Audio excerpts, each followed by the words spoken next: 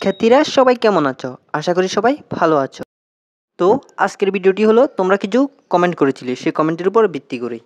তো আজকের ভিডিওটি তৈরি করা হয়েছে ষষ্ঠ থেকে নবম শ্রেণীর শিক্ষার্থীদের জন্য। তাদের মনে বিভিন্ন ধরনের প্রশ্ন ঘুরপাক ছিল। এই সকল প্রশ্নের উপর ভিত্তি করে এই ভিডিওটি তৈরি করা হয়েছে।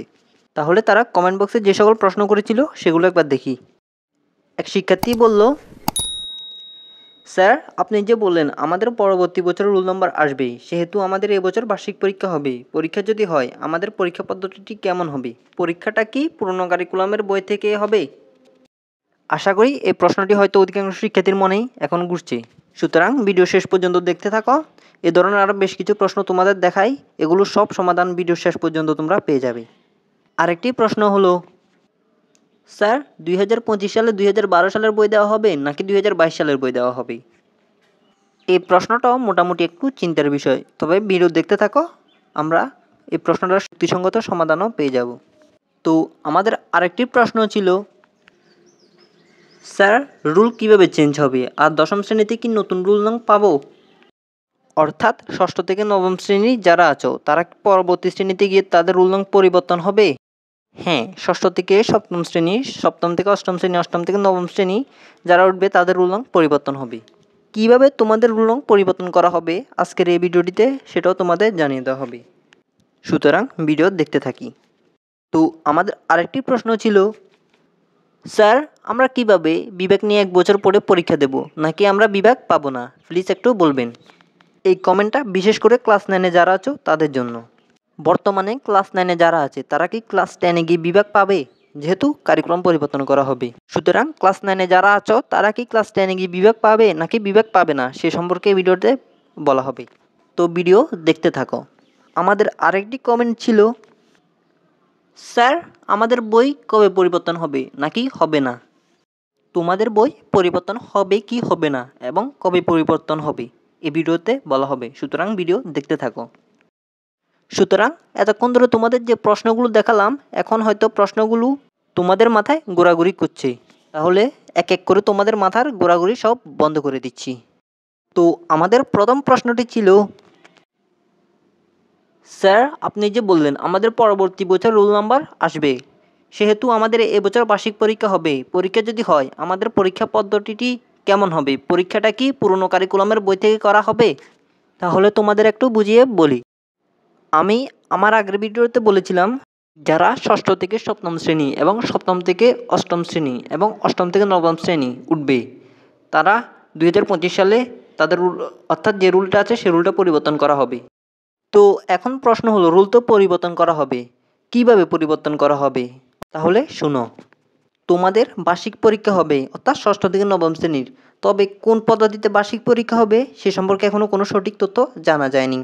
অনুমান করা যাচ্ছে যে তোমাদের বর্তমান বার্ষিক পরীক্ষা হবে বর্তমান কারিকুলাম এবং পুরনো কারিকুলামের সংমিশ্রণে, অর্থাৎ পুরনো কারিকুলাম ও নতুন কারিকুলামের সংমিশ্রণে এবার তোমাদের বার্ষিক পরীক্ষার প্রশ্ন তৈরি করা হতে পারে। তবে এটা শিওর না, এটা অনুমান করা যাচ্ছে যে। এবং এই পরীক্ষার মাধ্যমে তোমাদের মেধা যাচাই করা হবে এবং তোমাদের নম্বর দেওয়া হবে এবং নম্বরের মাধ্যমে তোমাদের পরবর্তী শ্রেণীতে রুল কত হবে সেটা নির্ধারণ করা হবে। সুতরাং এখানে মূল কথা হলো, তোমাদের মেধা যাচাইয়ের মাধ্যমে তোমাদের পরবর্তী শ্রেণীতে রুল কত হবে সেটা নির্ধারণ হবে। আশা করি বুঝতে পেরেছ। তো আমাদের আরেকটি কমেন্ট ছিল, স্যার রুল কিভাবে চেঞ্জ হবে, আর দশম শ্রেণীতে কি আমরা নতুন রুল নং পাবো? আশা করি এই কমেন্টের উত্তর তোমরা এর আগের যে কমেন্টটি ছিল সেই কমেন্টটিতে পেয়ে গেছো। সুতরাং এখানে মূল কথা হলো, তোমাদের মেধা যাচাইয়ের মাধ্যমে তোমাদের রুল পরিবর্তন করা হবে। মেধা যাচাই কীভাবে করবে সেটার একটা অনুমান তো তোমাদের দিলাম কিছুক্ষণ আগে। তো আশা করি বুঝতে পেরেছ। আমাদের আরেকটি কমেন্ট ছিল, স্যার আমাদের বই কি পরিবর্তন কবে হবে নাকি হবে না? তাহলে সবার দৃষ্টি আকর্ষণ করে বলছি, একটু মনোযোগ দিয়ে শুনো। তোমরা ইতিমধ্যে হয়তো বিভিন্ন জায়গায় বিভিন্ন ধরনের কথা শুনেছ। তোমরা শুনেছ এই বছরের সেপ্টেম্বর মাসে তোমাদের নতুন বই দেওয়া হবে এবং এ ধরনের আরও নানা ধরনের ভুয়া নিউজ তোমরা শুনেছিলে। সুতরাং এ ধরনের যত নিউজ তোমরা শুনেছিলে সেগুলো সব ভুল এবং ভুয়া। তোমাদের নতুন বই দেওয়া হবে, অর্থাৎ বর্তমান বইগুলো পরিবর্তন করা হবে 2025 সালে। এর আগে তোমাদের কোনো বই পরিবর্তন করা হবে না এবং তোমাদের কোনো বই দেওয়া হবে না।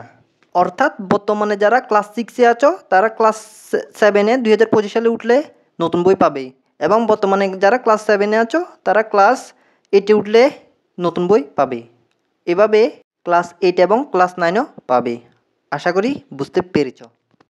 তো আমাদের আরেকটি গুরুত্বপূর্ণ কমেন্ট ছিল, স্যার আমরা কিভাবে বিভাগ নিয়ে 1 বছর পরে পরীক্ষা দেব, নাকি আমরা বিভাগ পাবো না, একটু বলবেন প্লিজ।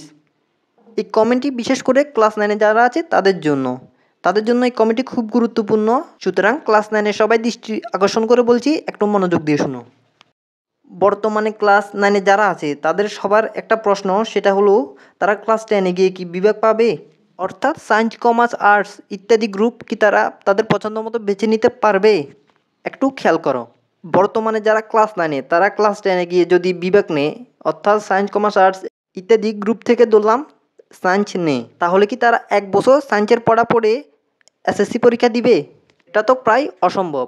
যে জায়গায় কোনো গ্রুপ নিয়ে পড়লে 2 বছর সময় পাওয়া যায়, সেই জায়গায় কি তারা 1 বছর পড়ে কি এসএসসি পরীক্ষা দিবে? এটা তো সম্ভব না। আচ্ছা ধরলাম 2024 সালে এসএসসি পরীক্ষার্থীদের শর্ট সিলেবাস থাকবে, সুতরাং তারা শর্ট সিলেবাসে পরীক্ষা দিয়ে পাশ করে ফেললো, তাহলে তো তারা এসএসসিতে গেলে তাদের কিছু ঘাটতি থাকবে, অর্থাৎ তাদের কি হবে? সুতরাং সবশেষে বলা যায় ক্লাস 9-এ বর্তমানে যারা আছে তারা ক্লাস 10-এ গিয়ে বিভাগ না পেতে পারে, তবে এটা অনুমান করা হচ্ছে, এটা যে শিওর সেটাও না। আশা করি বুঝতে পেরেছ। তো আমাদের আরেকটি গুরুত্বপূর্ণ প্রশ্ন ছিল, স্যার 2025 সালে 2012 সালের বই দেওয়া হবে নাকি 2022 সালের বই দেওয়া হবে? সবাই একটু খেয়াল করো, 2025 সালে তোমাদের যে বই দেওয়া হবে সেটি থাকবে বর্তমান কারিকুলাম এবং পুরনো কারিকুলামের সংমিশ্রণ, অর্থাৎ বর্তমান যে কারিকুলাম সেই কারিকুলামটার সাথে মিল রেখেই তোমাদের পরবর্তী নতুন বই তৈরি করা হবে। কারণ তোমাদের বলি, বর্তমান যে বইগুলো আছে সেগুলো যদি হুট করে পরিবর্তন করে দেয় তাহলে শিক্ষার্থীদের ক্ষতি হতে পারে। এই বিষয়ে লক্ষ্য রেখে তোমাদের পরবর্তী বই ছাপানো হবে। আশা করি বুঝতে পেরেছ। তো আজকের ভিডিওটি ছিল এটুকু। আশা করি তোমাদের কাছে ভালো লেগেছে। যদি ভালো লেগে থাকে তাহলে একটা লাইক দিও এবং এ ধরনের আপডেটমূলক ভিডিও পেতে চ্যানেলটি সাবস্ক্রাইব করে আমাদের পাশে থাকো। তাহলে সবাই ভালো থেকো। আল্লাহ হাফেজ।